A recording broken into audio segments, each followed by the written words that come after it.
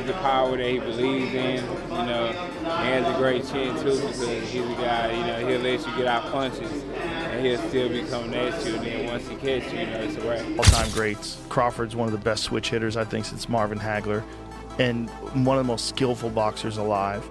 He has very good skills. He's one of my favorite boxers. He able to. Errol Spence Jr. was visibly impressed, even stunned, as he praised Terence Crawford's extraordinary training preparation ahead of the Canelo Alvarez fight. Having shared the ring with Crawford himself, Spence spoke from first-hand experience, recognizing Crawford's razor-sharp ring IQ and elite, world-class skill set. After witnessing Crawford's latest training sessions, Spence admitted he was blown away by the sheer speed, pinpoint precision, and masterful footwork on display. Crawford moved with the controlled aggression of a predator, sharp, explosive, and utterly locked in. This current version of Terence Crawford, in Spence's view, is a dangerous, highly refined weapon that Canelo cannot afford to take lightly.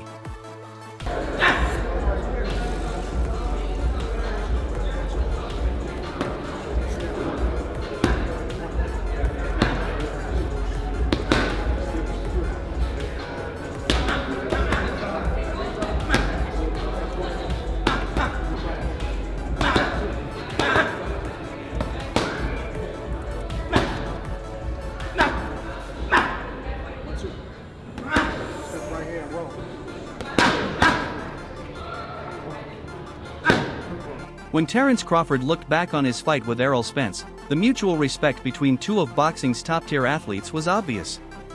Known for his patient, cerebral approach inside the ring, Crawford explained how he methodically studies his opponents, breaking them down step by step before unleashing bursts of devastating combinations.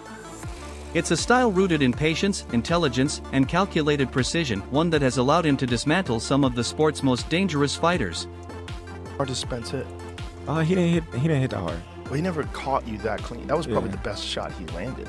No, he caught me a couple of times, but you know, I was surprised at how hard he didn't hit. Really? Given that everybody say, "Oh, he's a big puncher," I think he's just a volume puncher. I think he just wears opponents down, just wear them down. I don't think, you know, he has a one-punch knockout. He have power, but it's not like, you know, boom, sleep. You know what I mean? I think it's like bam, oh, boom, boom, boom, boom. Then he just wear you down. Right. Yeah.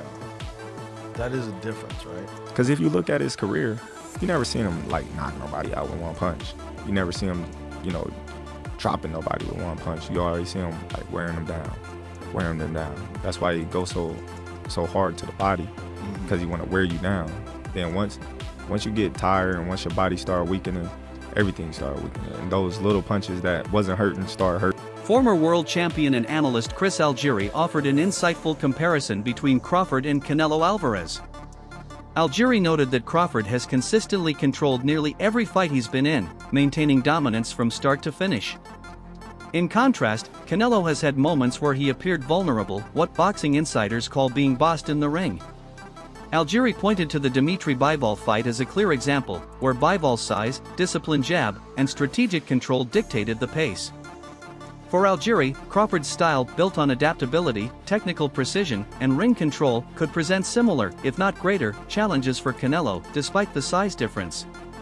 Terence Crawford, who do you think can be the boss that night? When you talk about these two guys, you talk about two guys, number one, you can't boss me around. Yep. Two guys, you can't even look at me a certain way without me feeling some type of way. These guys now have set their sights on one another.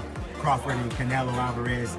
Obviously, we know the weight difference, but we've seen Crawford, looks like he's coming up slowly to that weight class and kind of acclimating himself in real time. How do you see that fight playing out? You know, we're still pretty far away from that fight, and I'm going to hold my complete analytics on that, but I'll tell you this. Well, contrast and compare, maybe not a pick. But I'll tell you this. I've seen Canelo pushed around. I've never seen Terence pushed around. So if we're talking about who's going to be the boss, I've never seen anyone boss Terence Crawford. I've seen Canelo get bossed. So that just psychologically, when you think about that, and this is a fight where I flip-flop on both guys because there's so many good points. Yeah, but he's 168. Yeah, but it's Terence Crawford. He's undefeated. Well, yeah, no, this guy's beating this, but you know, stylistic. Even he hits him on the arm. There's so many different things you can talk about. But from a psychological standpoint, who's fresher, who's meaner, who wants it more? You know, that's going to come into play. As a boxing fan, how much fun is it to see those two attitudes come together? It's kind of like the unstoppable force versus the immovable object getting ready to collide.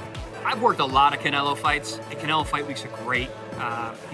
He plays to the crowd really well. His fans are awesome. I'm thinking about the Caleb Plant situation. I'm thinking about the Ridley's Joe Saunders situation. When he gets that in his head that, you know, he's got an extra chip. Veteran commentator Max Kellerman weighed in with a balanced perspective, acknowledging that both fighters bring unique advantages to the table. However, when considering recent performances, Kellerman slightly favored Crawford. He highlighted Crawford's exceptional timing, his seamless switch hitting, and his knockout power, all of which seem to have reached their peak in recent years. Canelo, while still elite, has shown signs of slowing down, especially in terms of movement and sustained aggression. Kellerman did recognize Canelo's size advantage as potentially significant in close exchanges, but when evaluating speed, precision, defense, and adaptability, he leaned toward Crawford as the sharper, more complete fighter right now. Punching. But overall, I have to say Crawford. If you go down the list and ask me about tactical advantages, most of them are Crawford. What Canelo has is size, and as a result, physical strength and punching power. Canelo also has a great chin. But in terms of, if you want to go skill for skill, especially the recent version of Canelo, who's had to turn into a seek and destroy guy, who had to learn as his career went on to cut off the ring and not just follow guys around. Like Lara, Trout, Floyd, he followed those guys around. He had trouble because he's really a natural counterpuncher who wants you to come to him. But in recent years at super middleweight, he's gotten really good at cutting off the ring. Again, last fight notwithstanding. So as an overall suite of skills, recent vintage, it's been Crawford. Okay. But Canelo also is skilled and has a larger skeleton than Crawford. No matter what they weigh, Canelo's the bigger guay. Yeah. You briefly mentioned Canelo's power, so who, I would assume Canelo has the You'd have to think, unless Crawford was on a knockout streak until he moved up to junior middleweight and then failed to stop Madrimov. So, and Canelo, though he has not stopped anyone in a while, we've seen he's a real puncher at 68. As far as speed, who has a better speed? You would imagine Crawford, given the fact that he is the naturally small. The intrigue surrounding this mega fight lies in its contrasting dynamics. Crawford is stepping into uncharted territory by moving up in weight, a move that can sometimes affect speed, agility, and endurance. Canelo, on the other hand, has been a fixture in this weight range but is no longer the same relentless knockout artist of his prime. Recent fights have shown him adopting a more cautious, controlled approach rather than the all-out pressure of his earlier years. This shift could make the fight more competitive than the size difference suggests. If Crawford brings his best, his elite footwork, high fight IQ, and unmatched stamina, he has a clear path to victory. For Canelo, obviously at 168, he has been a bit of the smaller man at that weight class, and in the last couple of years has had trouble finishing opponents and getting guys out of there like he would have at 160 or 154. So you have a bit of a duality there. Both guys coming into this fight in the, let's say, twilight of their careers, or maybe twilight of their primes, however you want to look at it. Canelo is going to be, I think, 35.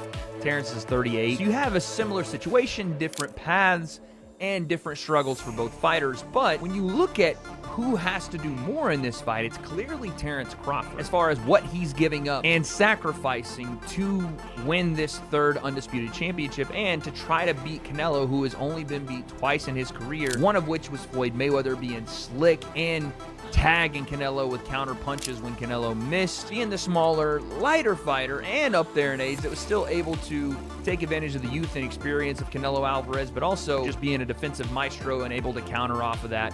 Floyd is one of one. And then you have Dimitri Bivol, who was the bigger fighter, and the things that Canelo does very well didn't really hurt him too bad, right? The things that had carried Canelo up in division was his power and the ability to break an opponent down, maybe not stopping them in the early to mid part. Rising star Abdullah Mason voiced strong confidence in Crawford, predicting a win that could shock a lot of fans.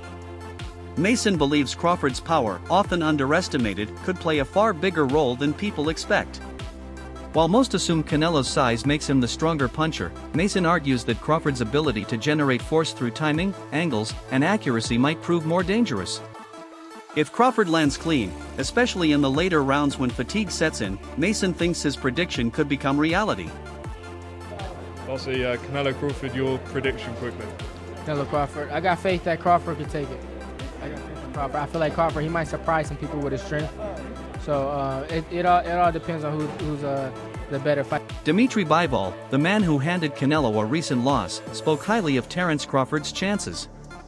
Bivol noted that Crawford has added solid muscle while retaining his speed, and possesses the technical toolkit needed to beat Canelo. Given Bivol's intimate knowledge of what it takes to defeat Alvarez, his endorsement carries real weight. He pointed to Crawford's discipline, sharpness, and intelligence as assets that could tip the scales in his favor, warning that this fight is far more competitive than many are assuming. In Dubai, maybe a month ago, I saw him. He's big, and he has very good skills. He's one of my favorite boxers. He able to win this fight,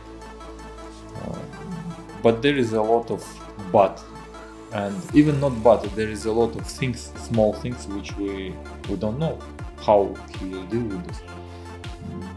He needs to get used to the power and pressure of 168, because it's different, big difference, to be honest.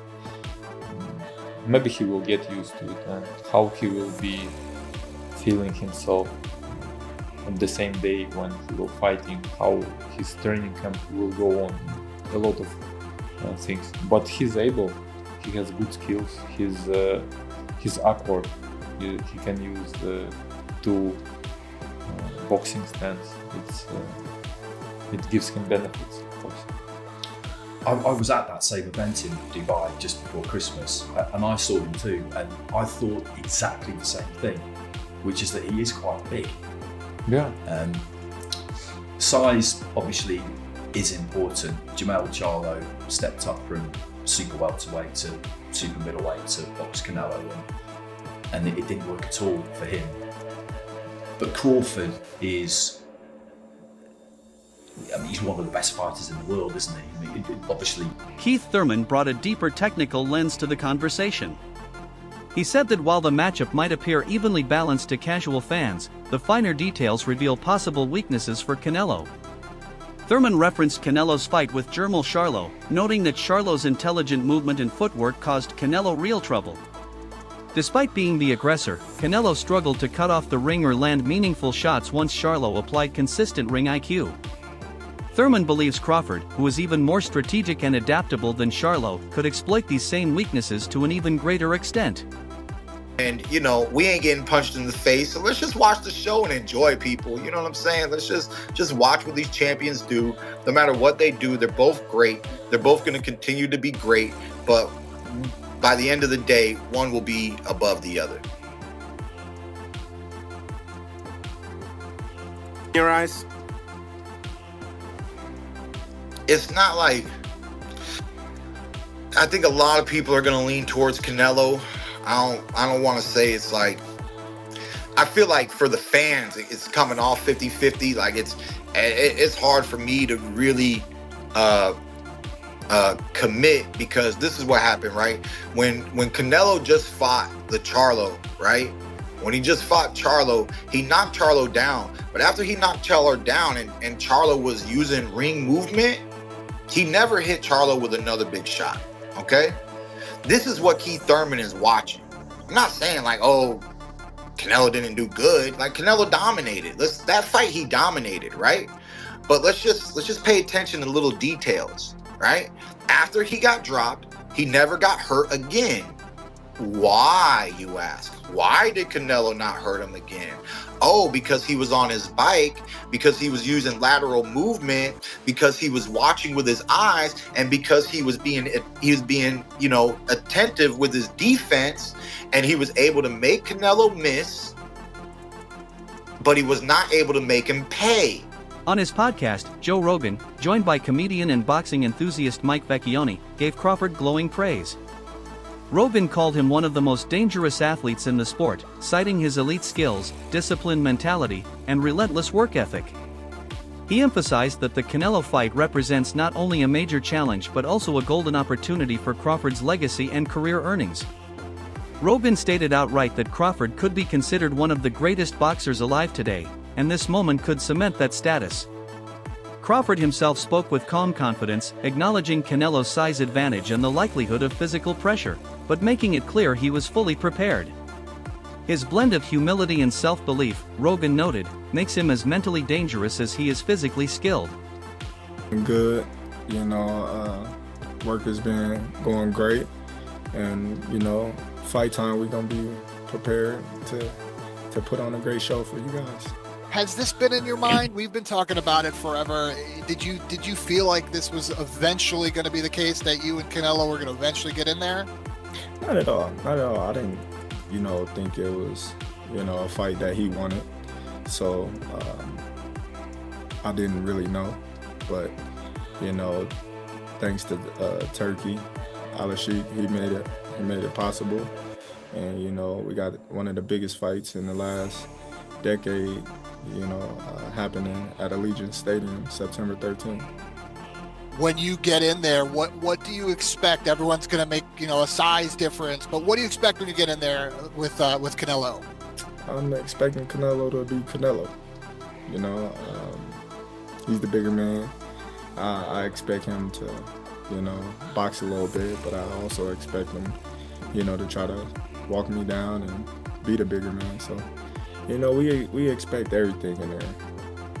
I was looking it up, and I think the last time Bud Crawford was an underdog for a fight was the Prescott fight back in 2013. Any difference? Do you even pay attention to odds, or that doesn't matter to you when you step in there into the ring that night? No, it definitely don't matter. The odds can't fight for him, so, it is what it is. Actor and martial artist Michael Jai White added his voice in support of Crawford. For him, the reason was simple: Crawford has faced bigger men before and neutralized their advantages through calculated strategy. White said that moving up in weight may be a new stage, but it's not a new problem for Crawford, who has consistently remained composed, clinical, and ruthless against larger opponents. So you would put your money on Crawford? Yes. You make money. Okay. Let's put that out there. Mm-hmm. Why do you think Crawford's going to beat him? Because Crawford could find people to fight like Canelo, who is amazing. Canelo has he's, oh my God, like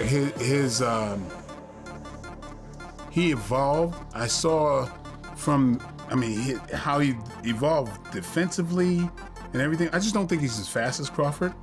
And I think Crawford is just a little step ahead as far as movement is concerned. And so I think it's going to be Mayweather Canelo Part 2.